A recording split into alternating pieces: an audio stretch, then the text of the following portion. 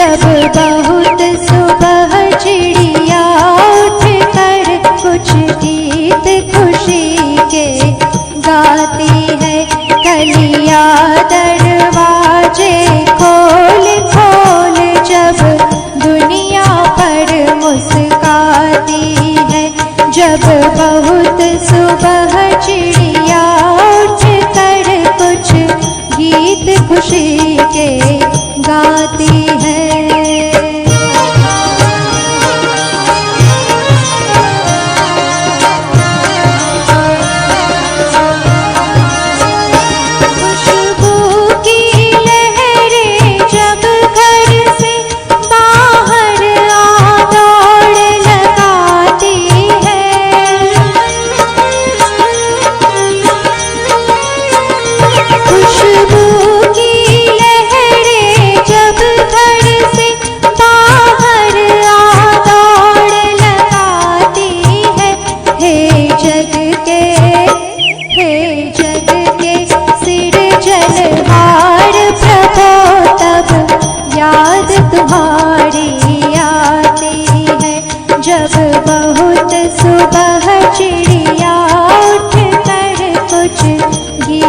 खुशी के गाती है।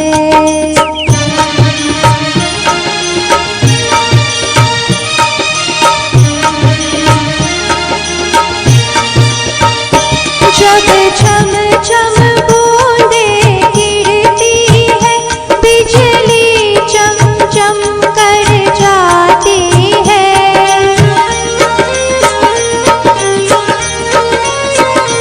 जब छम छम बूंदे गिरती है, बिजली चम चम कर जाती है।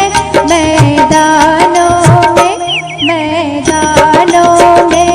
मन बागों में जब हरियाली लहराती है। जब बहुत सुबह चिड़िया उठ कर कुछ गीत खुशी के गाती है।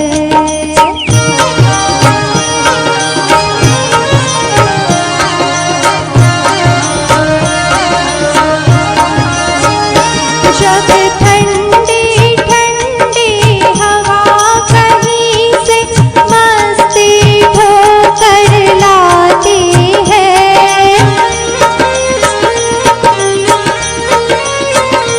जब ठंडी ठंडी हवा कहीं से मस्ती ढोकर लाती है।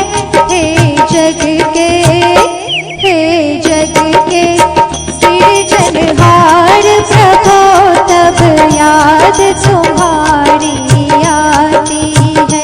जब बहुत सुबह चिड़िया उठ कर कुछ गीत खुशी के गाती है, कलियां दरवाजे खोल खोल जब दुनिया पर मुस्काती है।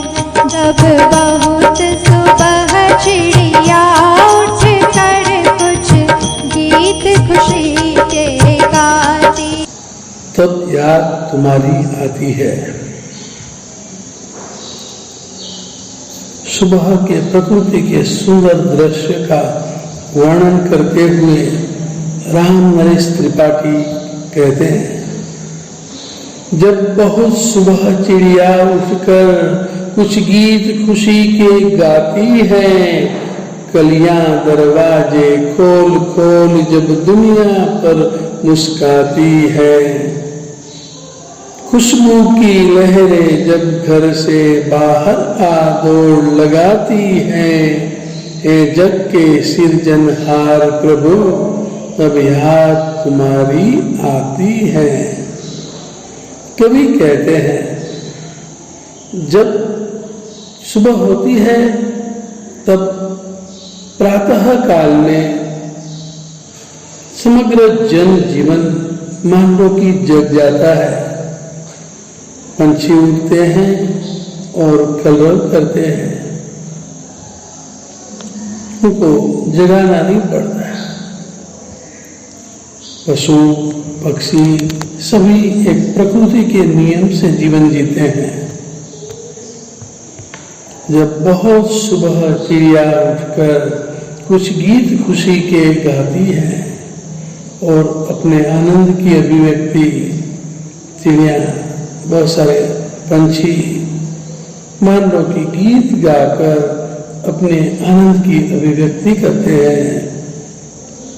कलियां दरवाजे खोल खोल जब दुनिया पर मुस्काती है और सुबह होते ही जब कलियां धीरे धीरे खिलने लगती हैं और सुंदर रूपक जैसा वर्णन यहाँ पर मिलता है कि जैसे कलियां दरवाजे खोल खोल कर दुनिया को देखकर मुस्कुराती है।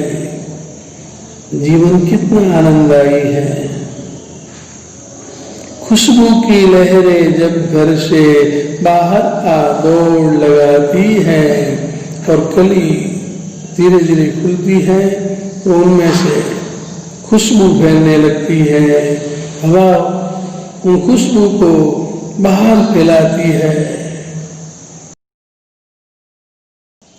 हे जग के सृजनहार प्रभु, ऐसे सुंदर दृश्यों को देखकर मुझे तुम्हारी याद आती है। प्रकृति प्रेमी प्रकृति के भिन्न भिन्न रूप देखकर परमात्मा ये प्रकृति इतनी सुंदर है तो परमात्मा कितना सुंदर होगा। जैसे किसी गाने की पंक्ति में भी लिखा है, तुझे देखकर जग वालों को यकीन ही क्यों कर होगा। तुझे देखकर जग वालों को यकीन ही क्यों कर होगा। जिसकी रचना इतनी सुंदर वो कितना सुंदर होगा, वो कितना सुंदर होगा। कभी राम नरेश त्रिपाठी को मंदिर, मस्जिद और गिरजाघर से भी ज्यादा प्रकृति में परमात्मा दिखता है, अनुभव होता है। इसीलिए आगे वर्णन करते हुए कवि कहते हैं, जब छम छम बूंदे गिरती हैं, बिजली चमचम कर जाती हैं, मैदानों में वन बागों में जब हरियाली लहराती है, जब ठंडी ठंडी हवा कहीं से मस्ती ढोकर लाती है, जग के सृजनहार प्रभु तब याद तुम्हारी आती है। धीरे धीरे बारिश की शुरुआत होती है, कुछ बूंदें गिरती हैं और मिट्टी पर गिरने के बाद मिट्टी की खुशबू जब पहली बार आती है तो उसका आनंद अलौकिक होता है। जब छम छम बूंदें गिरती है और जब आसमान में बिजली जब चमचम कर जाती है तब एक सुंदर प्रकृति का दृश्य देखकर हम आनंदित हो उठते हैं। बिजली चमचम कर जाती है, मैदानों में वन बागों में, मैदानों में और वन बागों में चारों ओर हरियाली छा जाती है। ऐसा लगता है कि जैसे धरती माता ने हरी साड़ी पहन ली हो, चारों ओर हरियाली छा जाती है, तब एक सुंदर दृश्य देखने को मिलता है। मैंने अपनी कविता में लिखा है, धरती बन गई है दुल्हन बारिश के मौसम में, धरती बन गई है दुल्हन बारिश के मौसम में, सब हरे हो गए हैं चमन बारिश के मौसम में। जो दूर प्रदेश रोटी कमाने जाते हैं उसको भी, जो दूर प्रदेश रोटी कमाने जाते हैं उसको भी याद आता है अपना वतन बारिश के मौसम में। बारिश के सुंदर दृश्यों को देखकर राम नरेश त्रिपाठी को परमात्मा की याद आती है। जब ठंडी ठंडी हवा कहीं से मस्ती ढोकर लाती है, तब जब धीरे धीरे ठंडी हवाएं चारों ओर फैलती हैं और मानो मस्ती लाती है, तब हे जग के सृजनहार प्रभु तुम्हारी याद आती है। वह प्रकृति के सुंदर दृश्य में ही मानो परमात्मा का रूप छिपा हुआ है।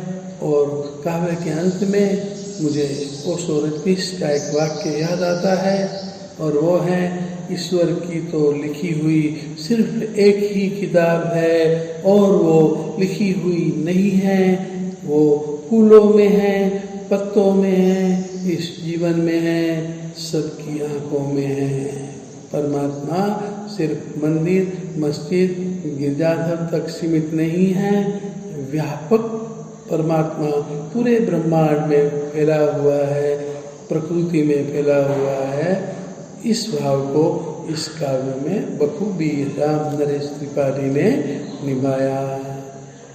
दोस्तों, आप सभी उनके कविता को समझने के बाद शब्दार्थ लिखें और स्वाध्याय जरूर लिखें।